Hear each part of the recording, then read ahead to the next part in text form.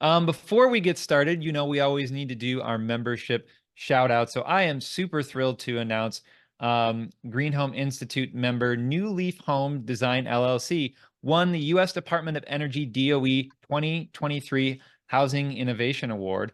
Her Moreland Hills project is also certified under the GHI Zero Energy Home Certification Program because it met the DOE Zero Energy Ready standard, achieved a -2 HERS rating, and was certified by a trained rater.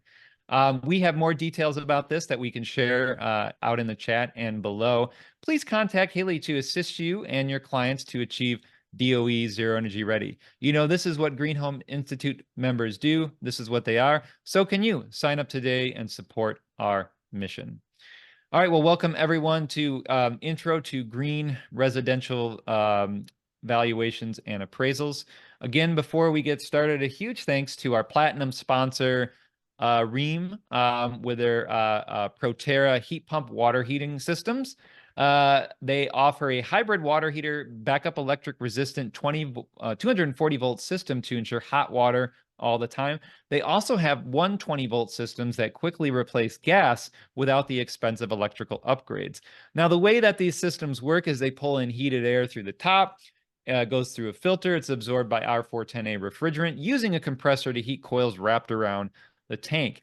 You can control the system heating levels just like I do from my phone, sense leak detection, track energy use over time, and schedule time of use programmings to save carbon and money. Inflation Reduction Act rebates up to $2,000 coming, as well as $600 rebates coming from states and federal government to improve the electrical system if you need to upgrade.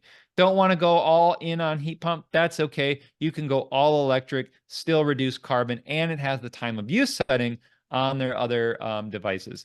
You can check them out over at rheem.com, heat pump water heaters.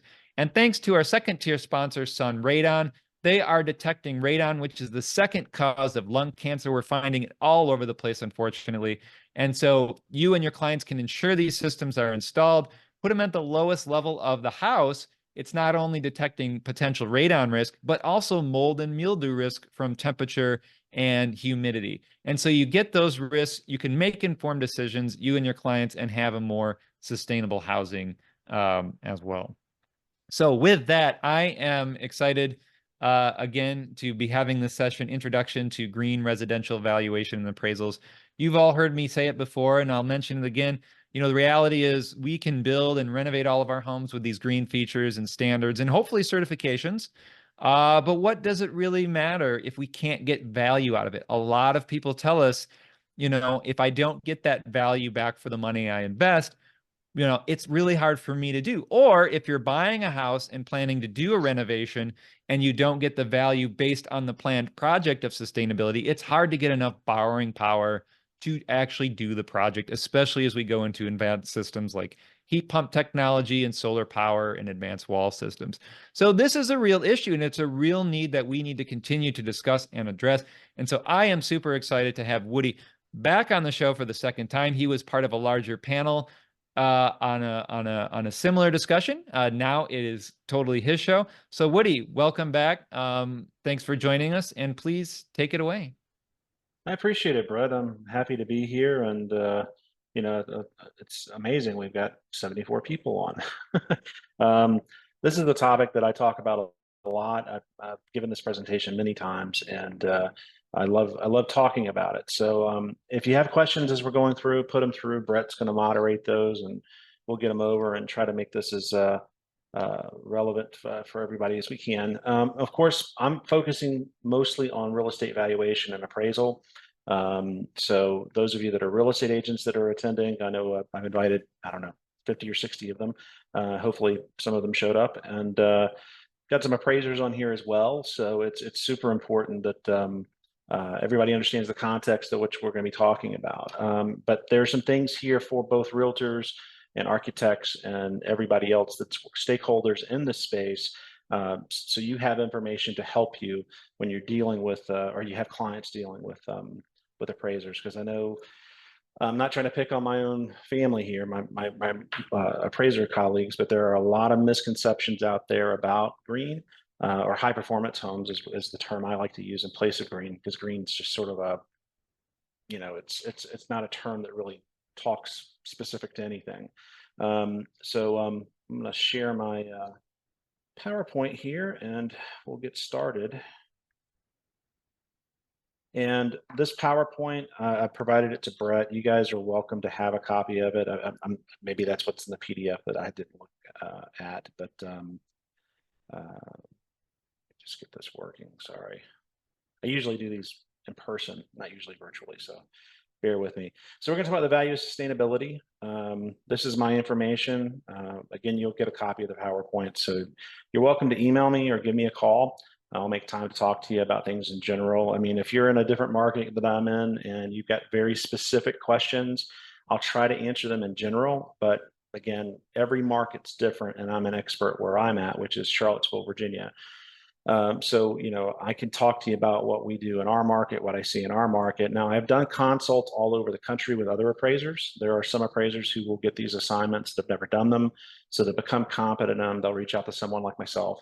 And so I do have, tertiary understanding of a lot of markets out there that we've worked in. Most recently, Lafayette, Louisiana is one that I helped another colleague work in. So, and subtitles are on. Let's turn that off. I actually really like those if you want to leave them on. Oh, okay, no problem. A lot of times folks do not, they don't care for them. So I just don't want to distract anyone. Thanks, Brett.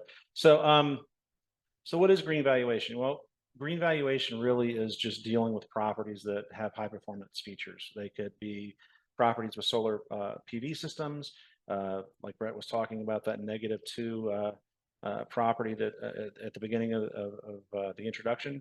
That's a high performance home, and they do appeal differently to the market as a whole. Here in Charlottesville, where I'm at, we're sort of a leading edge market in the sense that we've got the University of Virginia here. We're a relatively small metropolitan statistical area, or MSA. We've got about 120,000 people here for the MSA. So there's not a lot of folks, but because of the university, we have a lot of folks that are kind of into the green lifestyle. They're driving EVs. They want a net zero home. And so it's become kind of normal for us here, whereas a lot of markets, particularly when you get into some of the Midwestern markets and places like that, some of this is emerging in those markets now. So really what an appraiser is supposed to be doing is we're supposed to be looking at the marketability of the property, and does having features like this add a premium to the property, or is it even a negative? But we have to look at it from a very skeptical point of view, because appraisers are, we read market data and we let the market tell us what they think the value is, and then that's what we're going to be doing. There's a misconception among non-appraisers that we somehow, quote unquote, give value to things, but we don't. We're dealing with a contributory value of different elements, and green features or high performance features are some of the many elements that go into any real estate appraisal. But it does require special training. It does require a competency that a lot of appraisers have not gotten competent in yet. It's something that's emerging in a lot of markets, as I'd said. So I'd like to tell you I got into this space because it's a lifestyle thing for me. Now, we do have solar PV on our property. We have a Pearl Silver certification for our property, which Pearl's a local but national now certifying company.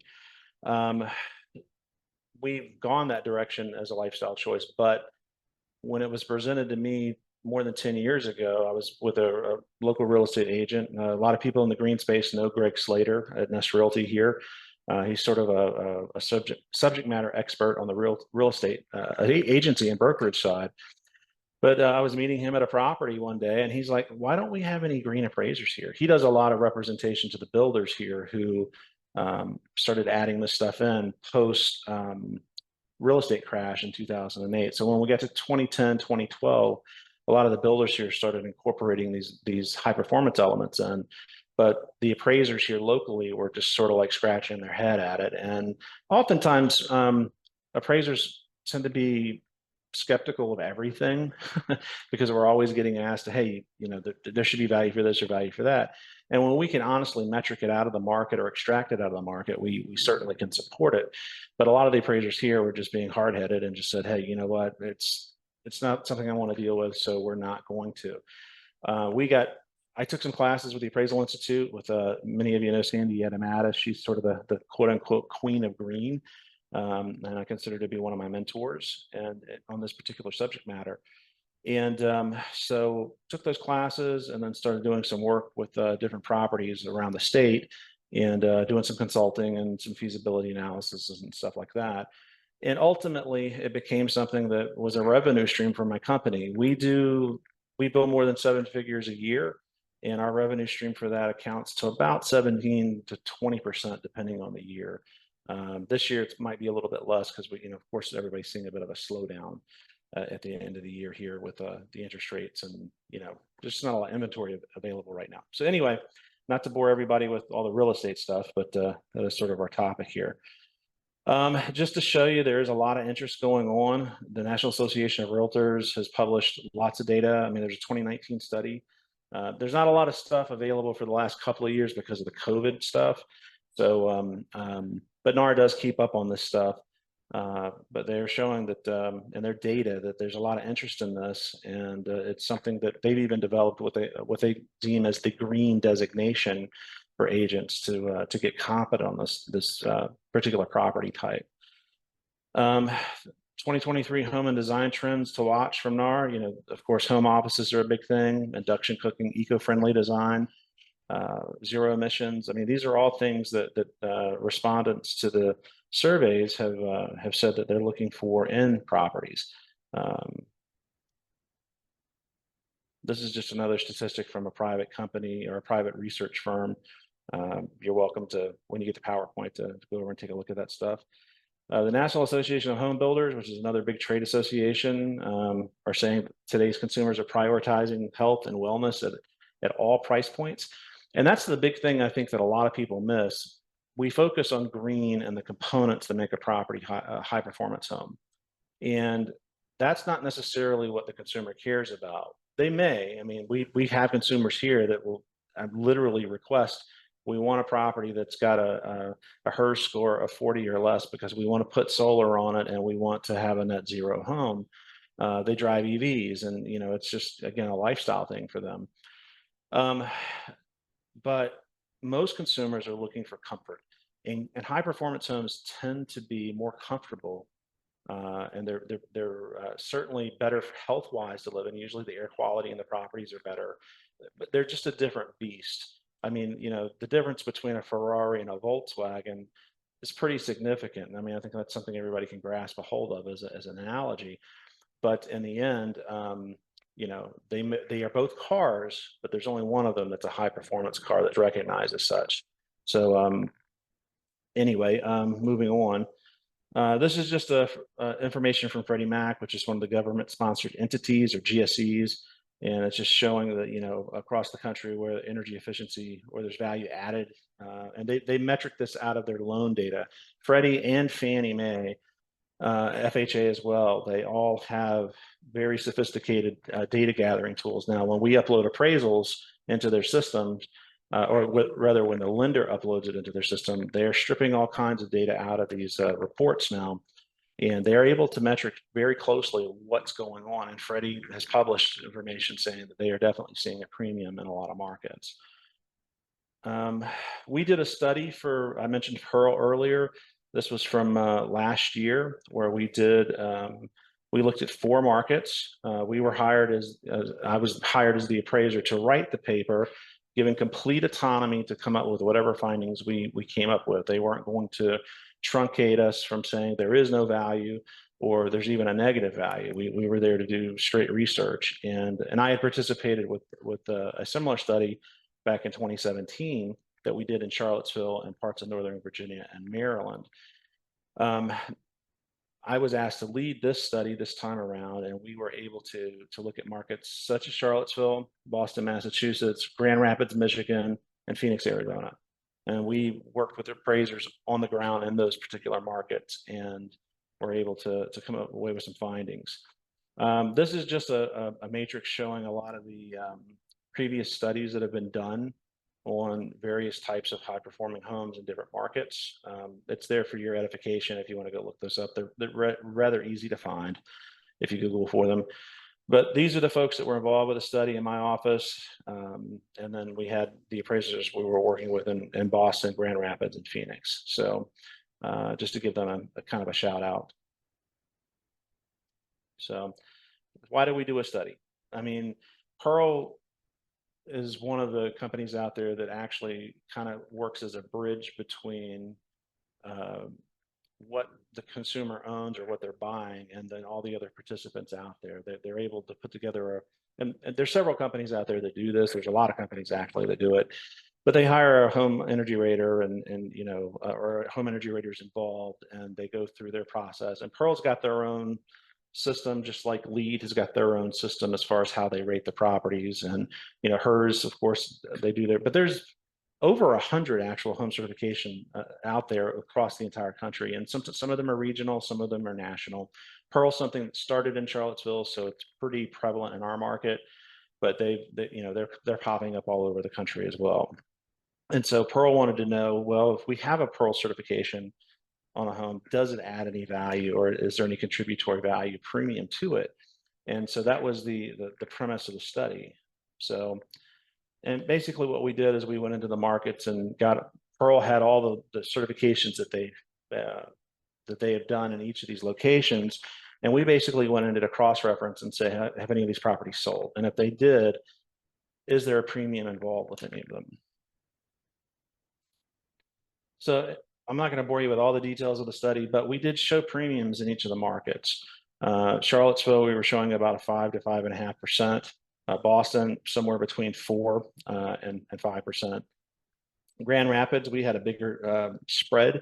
We didn't have many properties there, but the appraiser who worked on that's a very good data analyst, and we were able to glean out of that the 5.5 to 7%. Phoenix, which is a very big market, they are very into. There's a lot of folks there with solar, a lot of folks with green homes, and we showed a lower premium there, and I'll talk about that, why that is here in a few minutes. And then average overall, we were looking at about almost 5%. So 5% is the general term that we're going to throw out. Let's see here. So we identified 6 stakeholder groups in that paper: real estate professionals, real estate appraisers, and professionals being brokers, and you know, all the people that are involved on the sales side. Appraisers, of course, mortgage lenders, multiple listing services. That's a big problem that we're running into across the country. I'm fortunate. I sit on the board here for the Charlottesville Area Association of Realtors. And of course, I'm not speaking on their behalf in this presentation, but I will mention that we were able to get the MLS committee here to put a lot of greenfields into our MLS. But there are a lot of MLSs out there that are failing to accommodate this, and it's not allowing the agents to market the properties correctly. Home builders and remodeling contractors, of course, and then you know, we have our end consumers as well. So those are all the stakeholder groups that we sort of identified, and we separated the multiple listing services from the real estate professionals because the MLS is how most properties are marketed when they're put on the market. So we wanted to target them specifically because you know, they handle all of the data that goes into this stuff. Appraisers need to be aware that this is a specialization. As an appraiser, I'm required to be competent in the property type that I'm appraising. So if I'm an appraiser who's never done a high performance home, I really should not be doing that assignment unless I'm working in a situation where I can become competent and be competent by the time I'm done with that. Now, Fannie Mae, Freddie Mac, FHA, USDA, they do not allow an appraiser who's never done one of these to become competent on the assignment. They have to already be competent. And that's tough for a lot of areas out there, because appraisers, not knowing that they're getting one of these or don't have any idea about it, they may get hired by an appraisal management company, which is a third party who works between the lender and the appraiser. They procure the appraisal services for a lot of the big lenders out there. They may not necessarily know that the property is high performance, or if they do, they're not trying to make sure that the appraiser is competent. And if the appraiser is not competent, our standards require us to recuse ourselves from it. Or again, if you're in a situation that's not involving the entities I just mentioned, you can become competent during the course of it. And we have a whole thing to do it. Real estate agents actually have to deal with the same thing. The Code of Ethics for the National Association of Realtors, they have their COE number 11 is basically is the same thing. And it says that, that the agent will become competent by the end of the assignment by working with another agent or broker who is competent in this particular type of property or geographical location. There's all types of competency that go into this stuff. So sorry to bore you with all the minutia. Brett, did I hear you come in? Well, yeah, Woody, can you articulate, so you gave a little bit of definition, like competency of location, right? Competency of area. But in the case of green, when you say the word competent, what does that actually mean? It means for the GSEs like Fannie and Freddie, it means that you've actually done this work before and that you understand what you're dealing with. Because these, again, if you're going to get a Ferrari appraised or a Volkswagen appraised by someone who does that, you're probably not going to take that Ferrari to someone who doesn't specialize in supercars. You're going to go to someone that, if you go to someone who's on a normal lot, like CarMax or something like that, they may not necessarily have that competency to do it. So, I mean, a lot of times appraisers will look at these types of properties and go, I don't understand it, so I'm just, thus it has no value. And that's the problem that we're running into across the country. And why I spend so much time sort of pontificating about appraisers need to get competent in this stuff. We teach these classes at the Appraisal Institute all over the country, and we always get a lot of attendance, but we end up finding out that a lot of times appraisers take the continuing education, but they're not really getting into the practice side of it. Just as an example, here in Charlottesville, where I'm at, we've done the series of classes to help with becoming competent twice. And I'm the only practicing appraiser that I'm aware of that's actually on the Appraisal Institute Sustainability Registry for residential that's actually doing the work here. And great for my company, but not so great for consumers or anyone involved with a high performance home when they're going with a lender that we may not work with. A lot of times, if it's a situation, we've come in a couple of times where we've had to kind of sort of quote unquote bail out a consumer who was buying a property like this or refinancing a property like this, and the appraisers were just being just obtuse about it and just saying, hey, there's no value. And we don't go in with the preconception that there's going to be a premium, but knowing the market here very well, we've in each of the cases where we've been called in, there actually was a premium there, but the appraiser was not able to suss out or extract out that information, because it can be very tough to do this stuff. And a lot of times mortgage companies and appraisal management companies don't want to hire appraisers that are competent in this stuff because these are complex assignments. They're all case by case, going to be more complex than a normal appraisal. So the work that we put into them it costs more. And because of the fee increase on it, a lot of times the appraisal management companies or the lenders will just say, well, ignore it. Well, technically as an appraiser, I can't ignore it. I'm required by lending statutes or regulations to appraise the property as it exists. So, a lot of times appraisers who don't know any better, and I'm not trying to pick on the appraisers who are doing this, they just don't know any better. And they're not, the evil villain from a movie twisting their mustache and being nefarious about it. They're in a situation where they don't know what they don't know. And that's why we're trying to get out and get all this information in front of the different appraisers across the country. Woody, if I can clarify again, Yeah. what I think I heard you say, and let me know if I heard it right. Sure. Is competency doesn't necessarily mean they went through the residential sustainability evaluations class, whether it be residential or for commercial multifamily, and then took that, but perhaps maybe almost a mentorship component. Is that normal just in the appraiser world in general? And did I hear that correctly? That's a great question, Brett. Thank you for clarifying it. So as an appraiser, there's several different things we can do to become competent. Well, of course, taking classes is one step in that. But when you're dealing with a GSC, you're supposed to already be competent in the property type. So Right. that can be a little difficult. That's where, and I'm not trying to sell anybody here on the webinar anything from our company one way or the other, but that's one of the consult services that we help appraisers with across the country. They'll Mm, call us up and say, hey, I'm doing this for the first time. I know you teach for the AI. I know that you're sort of a subject matter expert in this. Can you help us?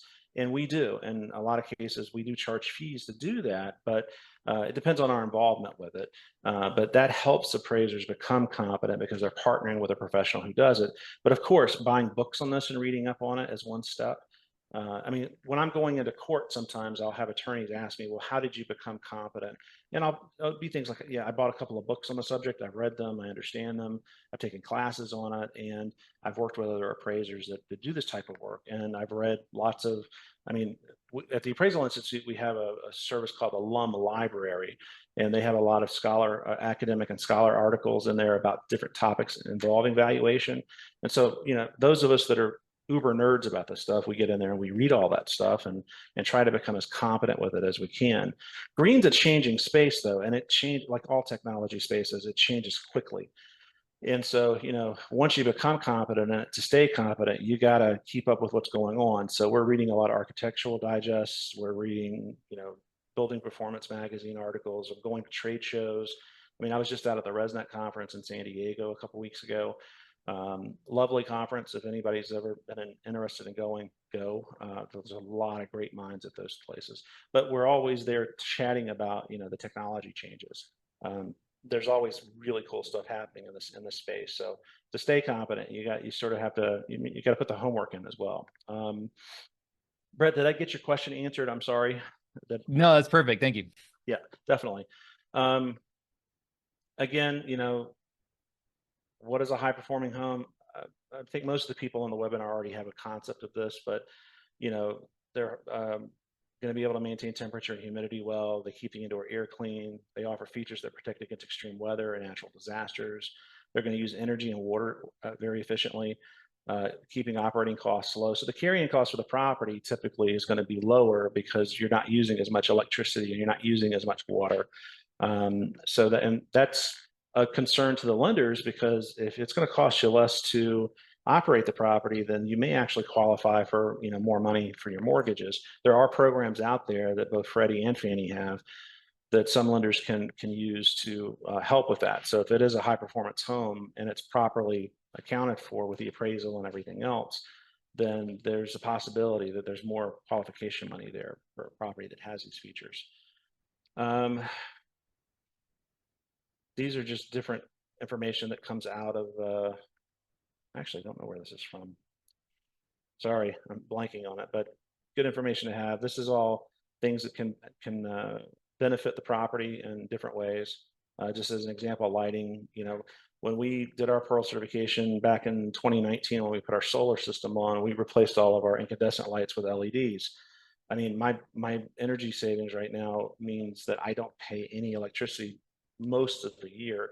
We're hooked to the Dominion Power grid, so we do pay almost $8 a month every month to be hooked to it. But otherwise, our carrying cost for electricity is minimal. Is that something, Woody? And maybe you're going to talk about this, so let me know. Yeah. But is that something that is showing up in these appraisals for value? Like, how much did you pay in your bills, and especially in comparison to others in the area? Yeah, one of the methodologies that we can utilize, and we teach this in the Appraisal Institute classes, is that, for the lack of anything else, if you know that the property, you know what your typical property utility carrying costs are monthly versus a property like that's high performing, that, say, one's at $200 a month, it's not high performing, and the other one's, $75. Well, that $125 savings every month, that is a benefit to the property owner. It's seen in the appraisal community as that discount or the lower expense can be then capitalized, and we can develop an adjustment like that. It's not usually the most efficient way to support contributory value, but it is a methodology that we do have. So yeah, it's a great question, Brett, and I'll talk a little bit about the different methodologies that we can use here towards the end. Okay. But I don't want to bore non-appraisers with all of this, but the appraisers who are attending this, get with me. I'll be happy to chat with you. And any of the real estate agents that want to get a little more specific on this stuff, get with me or ask questions. We'll try to address them as best we can. Since the paper that we wrote was for Pearl, these are just the different Pearl levels of certification that they have. Like I mentioned earlier, my personal home's a Pearl Silver.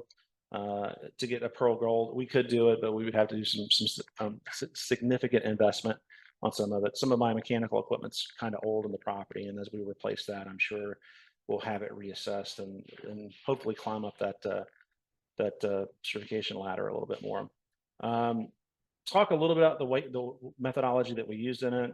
Paired data analysis is what we used, and basically what that is we're taking properties that are relatively similar, and in this case, we were looking for properties that had Pearl certifications versus competing properties that did not, and paired them together and said, okay, did this property that's Pearl certified have a premium that was paid for the property over the property that did not? And so we were able to find properties where we could do that. That's what all the appraisers and all the different markets did as well. So what's the process? We have basically in my office, we have a data analyst who is going to do the initial test. Then once that test is done, certified appraiser will come in and look at the data and then work with the data, not manipulate it, but sometimes more experienced appraisers are going to have a little bit more insight than the data analysts as they're learning how to manipulate data. And then once that data is all vetted out, we're to a point where we can actually get in and write the paper. And then we had the paper reviewed by some other appraisers who are competent in this space. Betsy Hughes from Virginia Beach, good friend and colleague. She was one of our reviewers, and just great to have her involved with it. Just like with all types of analysis, I'm just keep checking my watch so we don't run over. We're going to go in and we're going to test the data.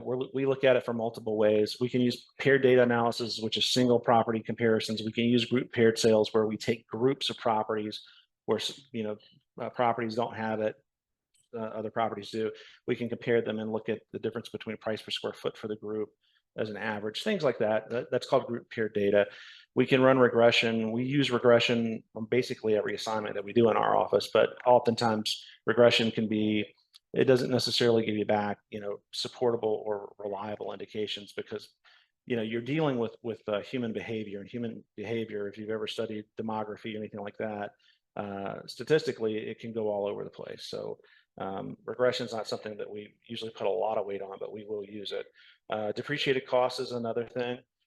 And with solar PV systems, we can do what's called a discounted cash flow analysis, where we're trying to figure out from the production of electricity over the lifespan of a solar PV system, how much is it going to save the consumer.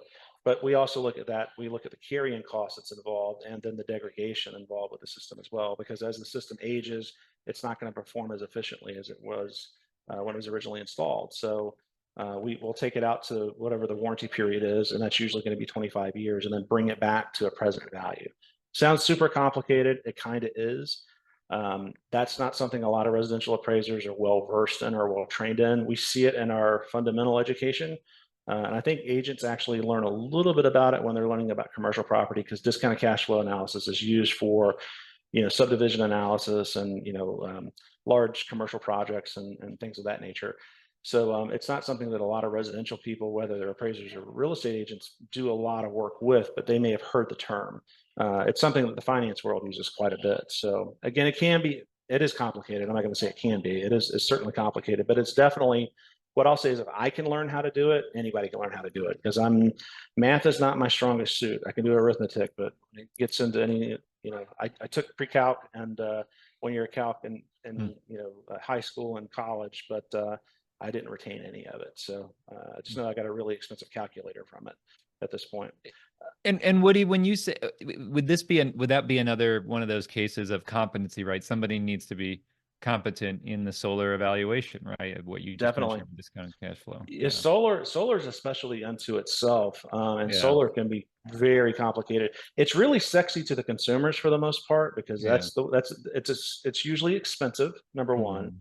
and Yep. number two, it's something that you see from the curb usually. And if you ever watch any subdivisions where one solar system goes up, then not too much longer after that, you'll see another solar system go in because Right. the Joneses are trying to keep up with the Robertsons, Right. and it's something that is specialty unto itself. So even if you do green property like Pearl certs, if you've never done anything with the solar system, that solar system is going to be a whole nother facet that's going to require some additional competency to do. Right. Um, Thank. so and where I'm getting at with all the competency stuff, guys, is basically, hey, this is a special thing, and for the appraisers who are entrepreneurial in spirit, it's a good idea for you to get into the space if you want to do it. It's really a good idea for the agents to get into it because as listings and sales are starting to diminish across the country, and some places around the country, there's hardly any sales going on.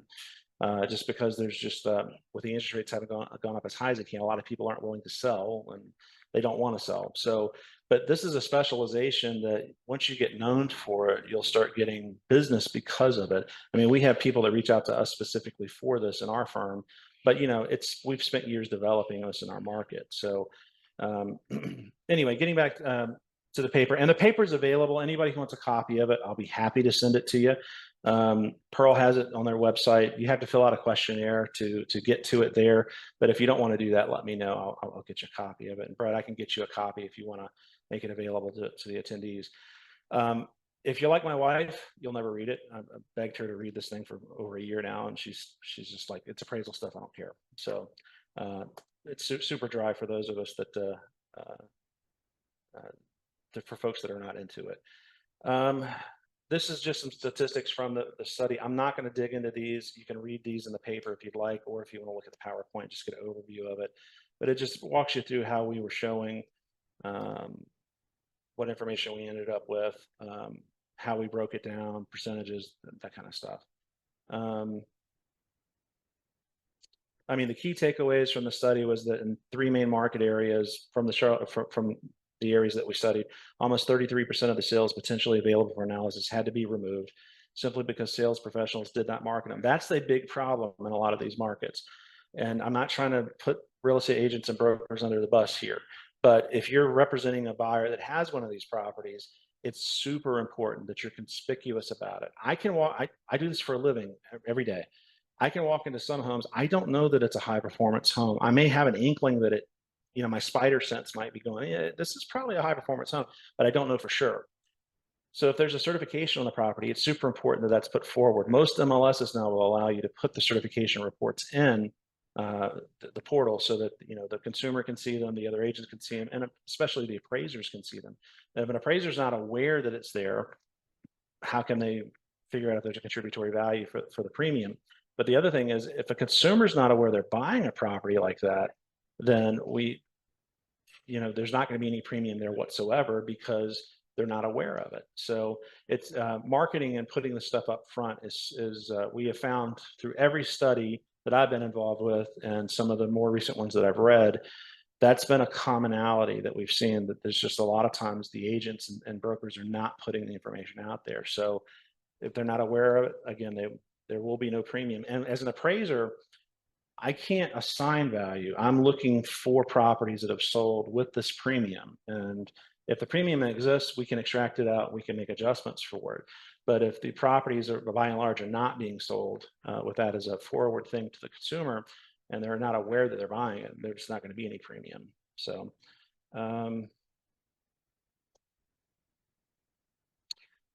this walks right into this slide. I mean, it's super important that the agents represent these properties correctly, and that's a competency requirement. Remember that because I do a lot of social media, and I notice in a lot of the groups, like in Facebook and some other places that I subscribe to the various threads, a lot of agents and a lot of appraisers are very obtuse about, I hate solar, I hate this, I don't think it has any value. That's a bias, and I know bias is a bad word in our field right now, but I'm not talking about bias from a racial perspective or anything from that side of it. What I'm talking about is a data analysis. There are certain types of bias. And oftentimes we look for what's called confirmation bias and something like, I've got a predetermined idea that this should have a value or it shouldn't have a value. Thus, when I go into the assignment, I'm going to just confirm that bias. And as a professional analyst, which is what most real estate agents and appraisers are, I mean, we have to know how to read data. We have to know how to metric the data or measure the data. If you're good at that, then you should be able to put your biases aside and look at the data and let the market tell you what's going on. And that's been the bigger problem that we've seen, almost a commonality in almost every market. There's just certain people that do this for a living and they're just like, hey, I don't agree with it. I don't believe in it. They may have philosophical or political reasons why they hate green. But the fact of the matter is, as a professional, I've got to set all of my personal feelings aside and I got to look at the data and be a true analyst when I'm looking at it.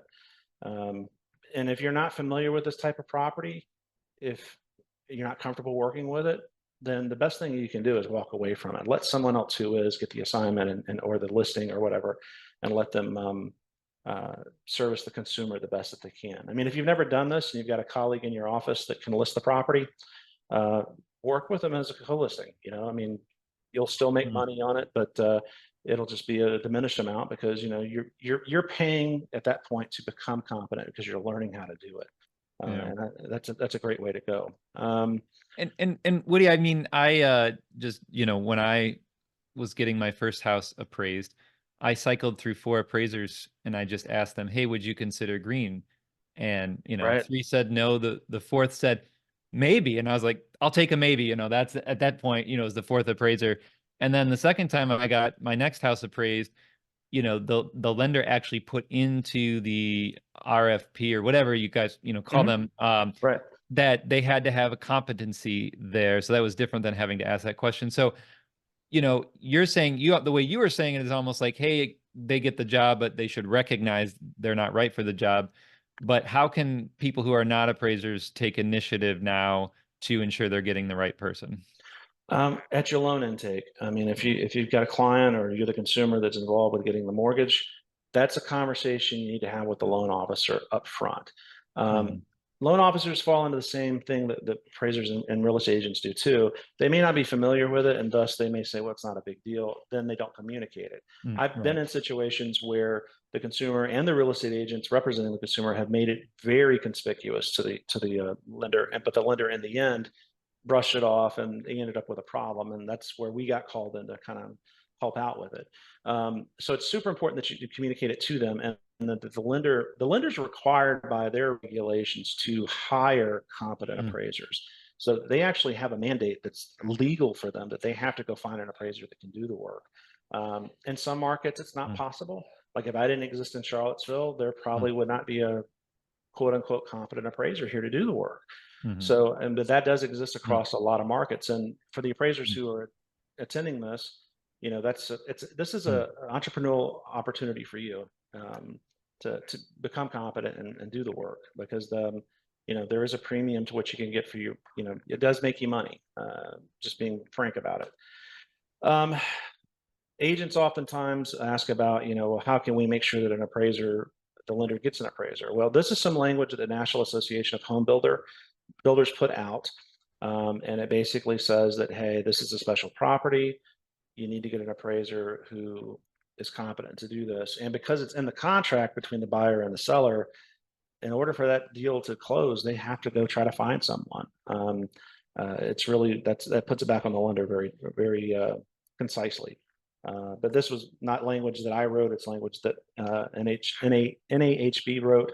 And if you're an agent wanting to do this, talk to your broker, get your legal advice from them. I'm certainly not trying to give you legal advice.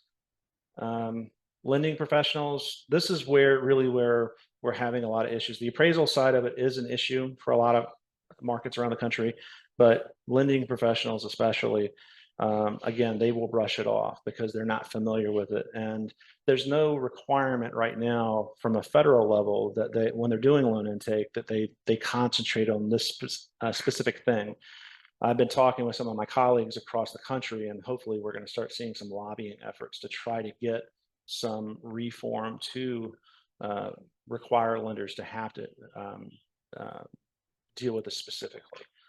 So that way it's communicated through to all the parties that are going to be involved with the transaction, from the appraiser to the appraisal management company, everybody who's going to be involved with it. Some for the appraisers out there, and also for people that want to learn more about this, what appraisers deal with. If you're a real estate agent that's really gung-ho and you really want to, you can't get CE for this for the most part in most states if you're taking appraisal classes on it. But we do oftentimes have real estate agents who, and even builders who attend the classes that we have at the Appraisal Institute. And of course, I'm not speaking on behalf of the Appraisal Institute. I'm just mentioning that's basically the gold standard for the education for this stuff. There's 3 classes that they offer right now on the residential side. There's Introduction to Green Buildings. There's Case Studies in Appraising Green Residential Buildings. Those are each one-day classes. And then the third and final class is a 2-day class on the residential and commercial valuation of solar. And there's a lot of case studies and information about how to do a discounted cash flow analysis using solar or for solar. And it's a class that if these are all, we got to take 28 hours of education every 2 years as an appraiser in most states. Some states it's more. If you're going to take CE, go take some CE like this that will help you make some money if you're interested in doing it. Sandy Adamatis also has a book called Residential Green Valuation Tools. If you take the case studies class, that's a required text for that. And then Tim Rundy and Stacy Thor Rundy on the commercial side, they have evaluation of green commercial real estate. And they also have another class that's taught. There's a couple of classes that are taught on the commercial side for those that are interested in doing it. Commercial has adopted this more so than residential because commercial usually is all about making more revenue off of the rent. And generally speaking, in a lot of markets, and I'm not a commercial appraiser, so I'm talking at a 20,000 foot level here, but you see a lot of LEED certified buildings because there's a lot of mandates and a lot of corporations that they participate in green now because it's part of their ethos and responsibility to their stakeholders. But they also are able to, a lot of times people who own the buildings are able to make more money off of the rent because the tenant's not paying as much, et cetera, and so forth. Go ahead. Woody, on the training side, I think we've said that I went to school for sustainable business, right? Mm-hmm. And then we always joke, why is it this set aside? Why isn't it just sustainability in business school? And I'd ask the same question, and people ask me the same question about many things about appraisers. And someone just brought it up the other day when we were promoting this class, like, why is green just not part of the normal the appraisal training? Is that something that could ever be the case? It is changing. This is relatively new to the valuation side of stuff. Mm-hmm. I mean, it's been around for a long time. I mean, solar systems have existed for decades. Mm-hmm. But it's something that for a long time, it was such a low amount of adoption that mm-hmm. really, in real estate appraisal, we have a couple different types of value there's a lot of different types of value that we can do. When we're dealing with mortgage transactions on the residential side, we're doing what's called market value. And it's a very specific type of value. When you're the only person in a market doing something, or you're introducing something to the market for the first time, we may not be able to develop a market value for that because you're the only person or entity that's doing that. That could be called a couple of different things. It could be what we call use value, which it's valuable to the user, but no one else in the market. But the other thing could be investment value. I mean, someone's doing it for a return on or a return of investment. Mm-hmm. So it's something that's is getting pushed into the material now. I know with the Appraisal Institute's got a new program called PREA. And what it basically is, when appraisers are getting licensed and certified, they have to work under an appraiser. Well, a lot of appraisers will not hire trainees to work with them. So the Appraisal Foundation, who oversees all the qualifying education and this stuff for the profession, said, hey, we're going to do this practical applications program where you're basically you're doing appraisal work, you're doing assignments, but because the Appraisal Institute is the only entity offering it right now, there's some other approved entities that are going to be coming online over the next couple of months or year or whatever that will offer it as well. But this information is being incorporated into it. Sandy Adamatis, who, again, the Queen of Green, she has been involved with mostly developing PREA at the Appraisal Institute. So the new people coming into the profession are going to be exposed to this, and they're going to have more competency in it than they would than most appraisers who've been doing this for 30 years that have never done a property like this and have avoided them. I mean, I know appraisers that if they get one of these properties, they just don't take it. They're like, hey, send it to somebody else. I don't want to do it. So it's just a matter of, the evolution is happening. It's not a revolution yet, but it's certainly an evolution. Getting back to solar real quick, things that we hear all the time with solar is that it doesn't have any value. You can't give value if they borrowed money to finance the panels. They're an eyesore. I hear that often from a lot of agents, is that they say it diminishes curb appeal. I mean, I've never been able to metric that out. But they're becoming pretty ubiquitous in our market here in Charlottesville. So we're seeing them everywhere. It's a prolific thing. So, I mean, it's unusual to go into a subdivision and you don't see some homes that have PV systems on top. But these things that we hear often, there's actually not any, there's some misinformation out there. We'll put it that way. If you're an appraiser or you're a real estate agent and you say that it has no value, 0 is a value. So if that's where you're gonna hang your opinion, then that's fine if you've got data to support it. There are markets where sometimes these features you're not able to support a value with it because there's not enough data to do it.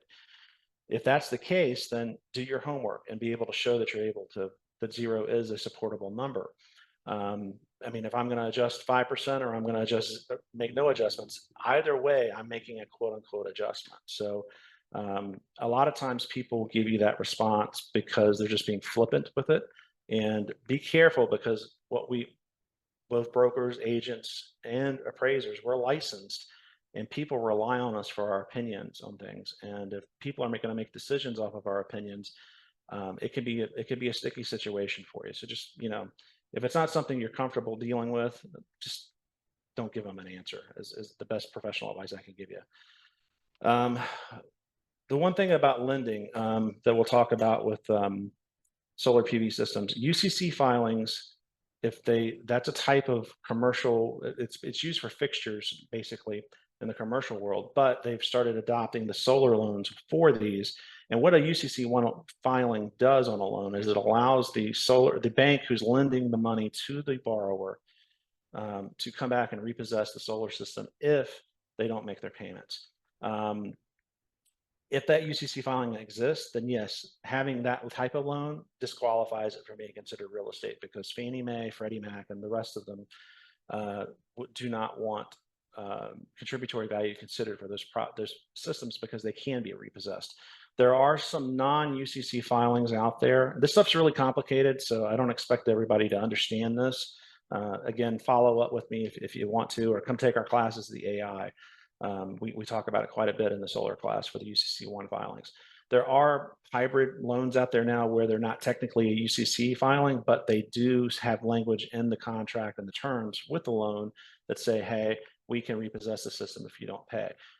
Same thing with the UCC. You're not supposed to consider those as far as the lenders go out in the lending world. However, just because they have a loan on the system does not mean it doesn't have value or you can't value it. If it's just a signature loan, like they got a HELOC or they use a credit card, or they're just doing a credit-worthy signature loan that doesn't use the panels as collateral, then that doesn't matter. It's part of the real estate at that point. So there's nothing disqualifying it from being considered. I see it and hear it all the time, though. If there's any kind of loan on it, you can't value it. And that's not true. There's a lot of nuance to this. And, you got to do your homework on it. And if you're an appraiser getting an assignment like this, the mortgage company technically is supposed to do the title work to find it. I know in Virginia, I can go to the State Corporation Commission website. I can look it up to see if there is a UCC filing, but we always go back to the lender and ask, can you do as part of your title work, can you see if there is a UCC filed here? And they'll go look for us. I've never had a lender say no. There's some different language in here for the appraisers and for the agents as far as what Fannie Mae requires. We just talked about most of this, so I won't reiterate it, but this is good information for you to have. All of this is taken directly from Fannie Mae's selling guide. Freddie Mac has a selling guide as well. This is the information that they have there. The other things that we'll talk about just real briefly is leases and power purchase agreements. Those systems are not owned by the homeowner. And if they are, of course, a lease, you don't own it, you're leasing it.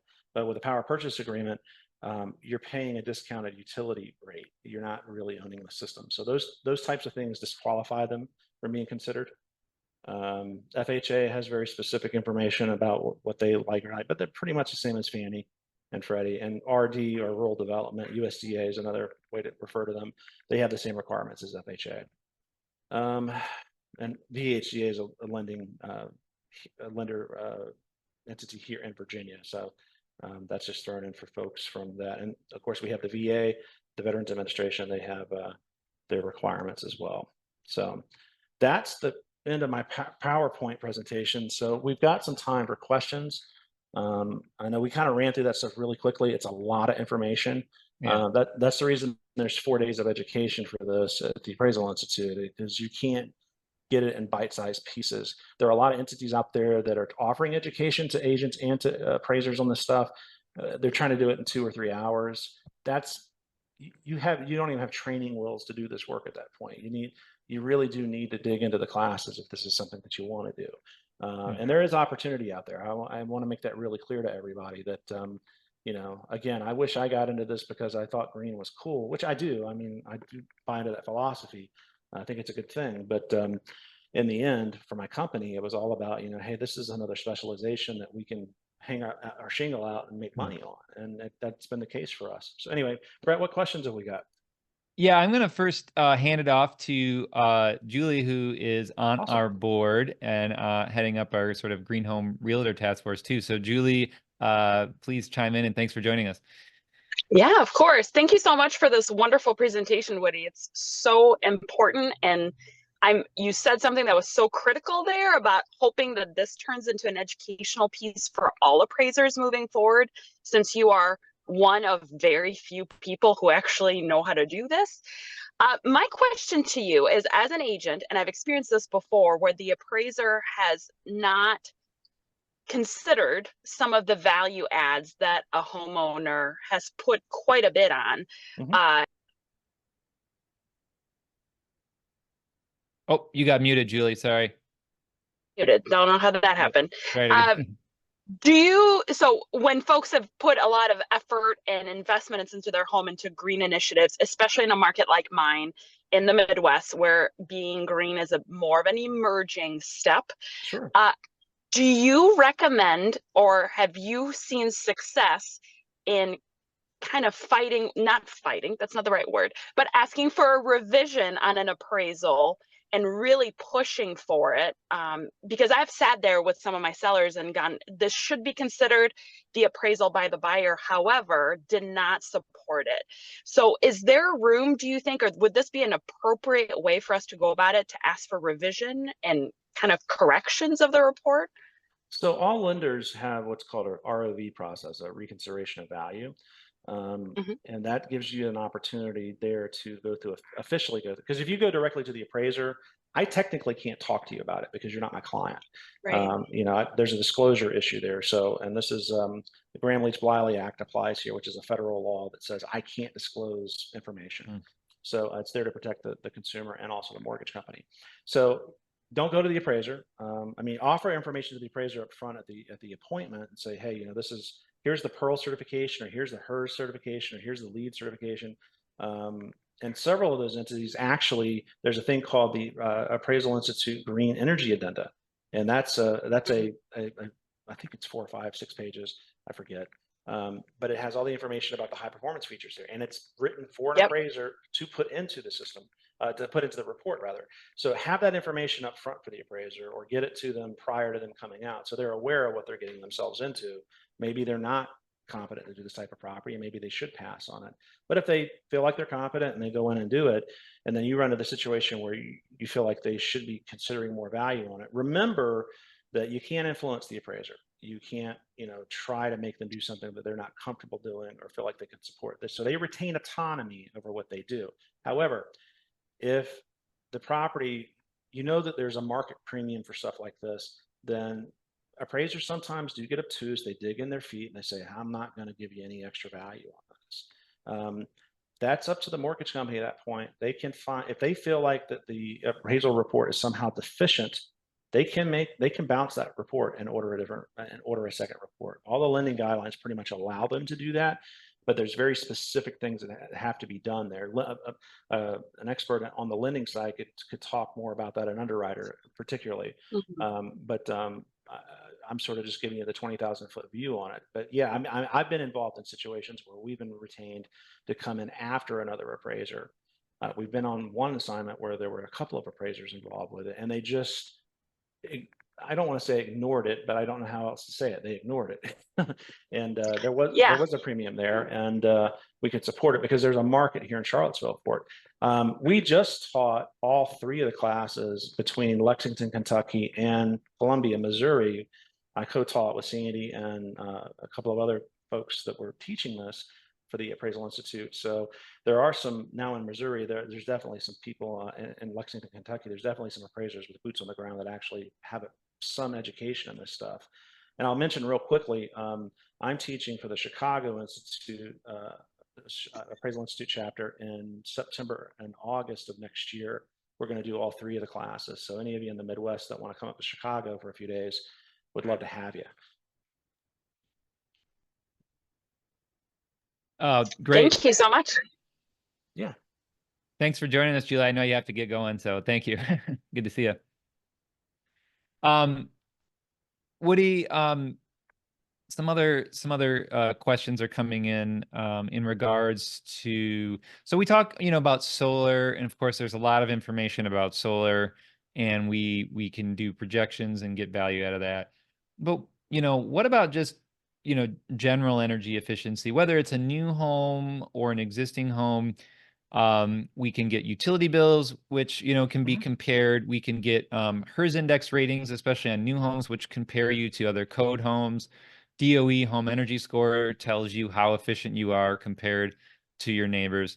So just kind of keeping on the topic of energy savings having value, how do appraisers look at those things in the same context or different contexts of solar? Yeah, so outside of solar, I mean, it's super important to have this information quantified. That's why home certifications, performance certifications are important.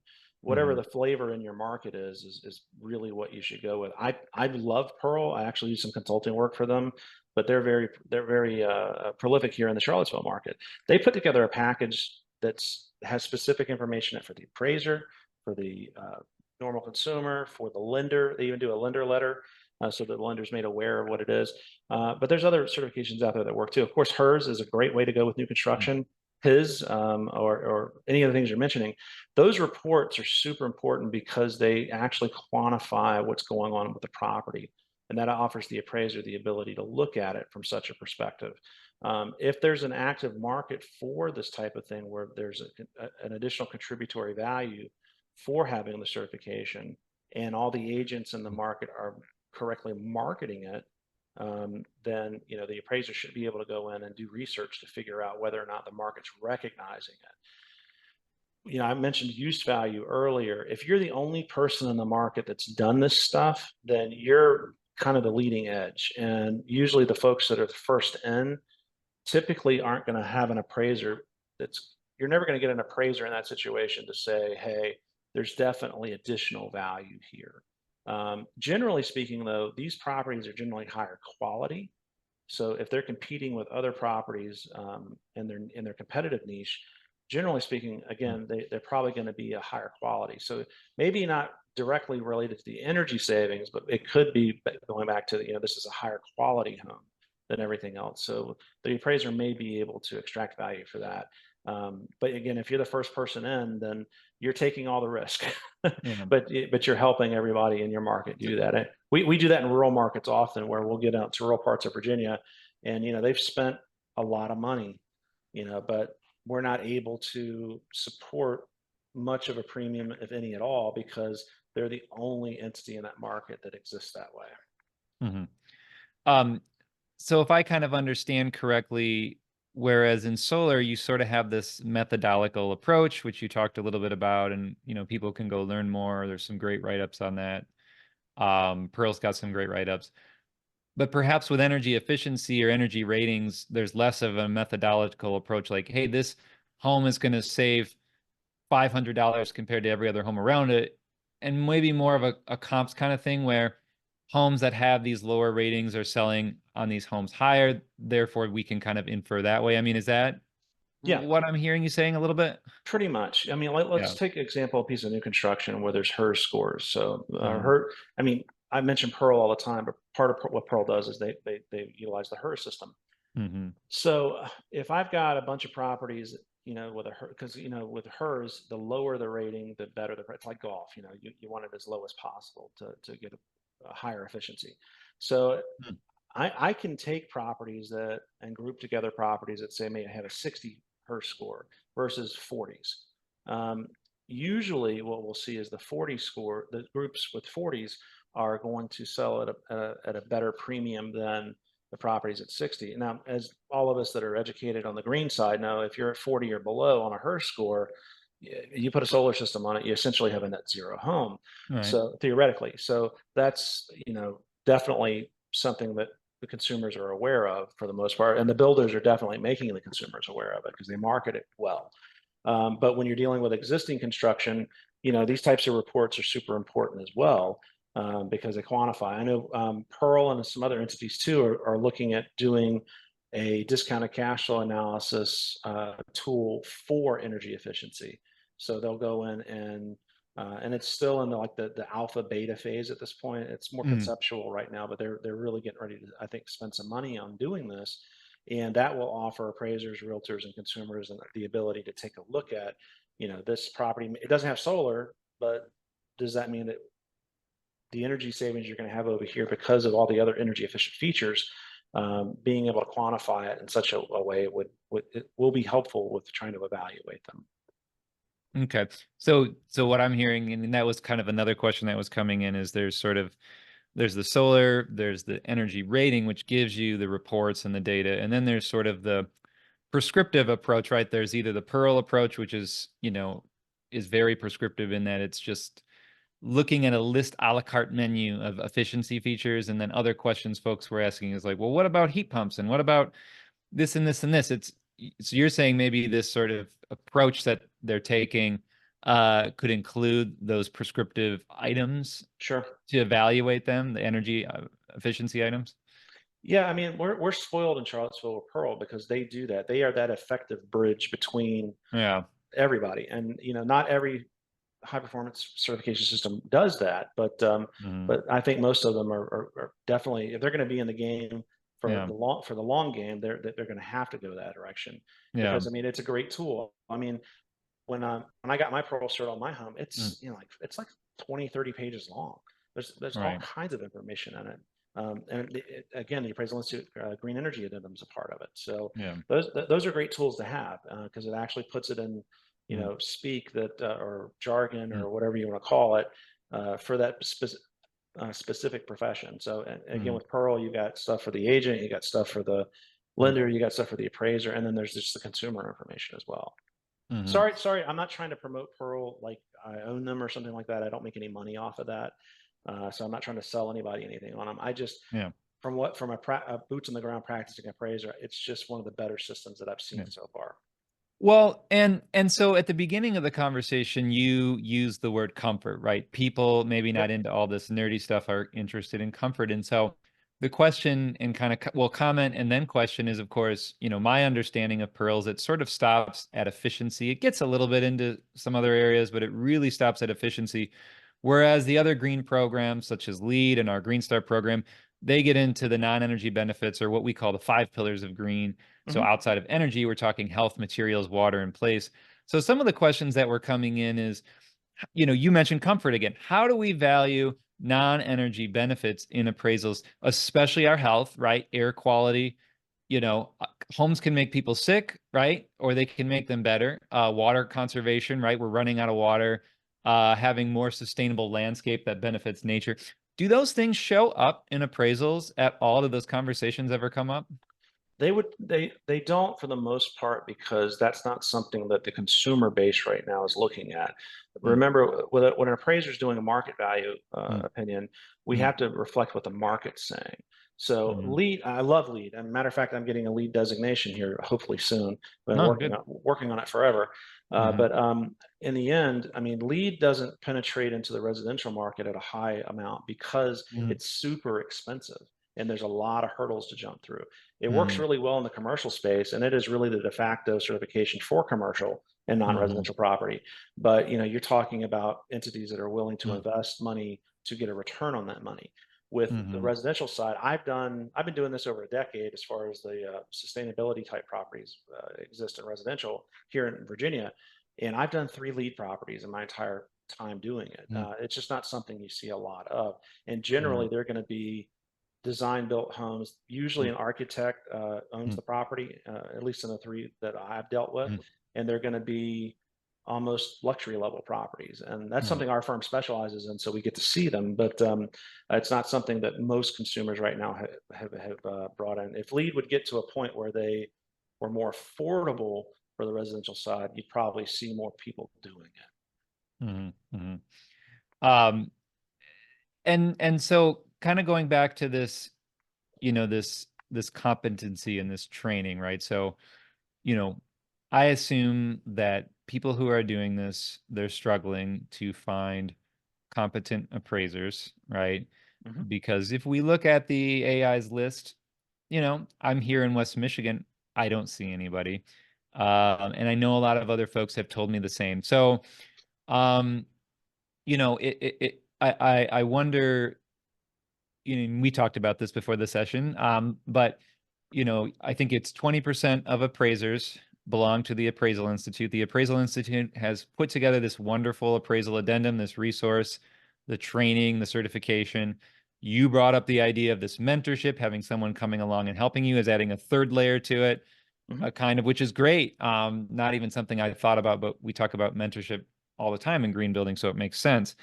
Um, but what about the other 80% who aren't part of the Appraisal Institute? What can they do? So the Appraisal Institute, and again, I'm not speaking on behalf of them, but I am a member. I've got a couple of designations with them, and I do Mm, teach for them. mm, What I will say is that we've opened the tent. So most appraisers that want good quality, continuing and qualifying and designation education will go to the Appraisal Institute, even if they're not members. mm, So mm, while we may only have 20% of the mm, market overall for all the appraisers, we still have non-members that come in and take the classes, and we welcome them. We want them to come in and take the classes. mm, mm, But we have what's called professional development registries at the Appraisal Institute. Um, they're in different things, specializations. Like we have one for conservation easements. We have one for litigation for appraisers that want to do litigation work where mm, they're working with attorneys and supporting legal stuff. Um, those registries are not open to non-AI members, but mm, the Green Sustainability Registry is opened mm, for non-members. The Appraisal Institute saw this as a public need because we're hearing from our clients out there and GSEs, again, Fannie and Freddie and all of them. We don't have any appraisers trained in this stuff. So the Appraisal Institute, doing something that they've never done for any of the other PDP programs, again, the professional development programs, they opened it to anyone. So if you take all the classes, whether you're an SRA or MAI or not, which are the designations that the Appraisal Institute has 4 designations that they confer now. You don't have to be a designated member to get on that list. You mm. take the classes and it puts your name there, and then you're going to be, if you're the only person in an area where there's nobody else, you're going to be the go-to person for that type of work. Yeah, great way to find a niche for sure. So, well, Woody, I know we have used up the bulk of your time, but I am really appreciative of you sticking around, coming back on our show, and putting all this effort in and helping educate everybody here. So, I want to, before we wrap up, just give a shout out to our board of directors, our volunteers, our executive director, Jose Reyna, and our top tier sponsors, Mitsubishi and Rheem, who are helping you meet all of your decarbonization, net zero electrification, sustainability goals. Woody, where can people go to reach out, learn more, contact you, find out more information if they want to? Hit me on with email. My email's there on the screen, and then it's also in my PowerPoint deck. So use that. Reach out via Mhm. cell. I'm happy. I can't always talk to you because if I'm in an appointment or something, but I'll make time. I'll try to help you as best I can. The Appraisal Institute's got a lot of information on their website. Take a look there, just reach out. I mean, if I can help you find information or put you in touch with somebody who does it in your area, I'm happy to do it. Yeah. Well, thank you so much for joining us, Woody. Thank you all for attending. Take care. Have a great rest of your week, everyone. Goodbye. Be sure to check out all of our courses available online that you can watch anytime and anywhere to pick up your CEUs. Before you go, make sure to subscribe to us on YouTube to get weekly updates and stay up to date on green building science courses, webinars, and home tours. Thanks again.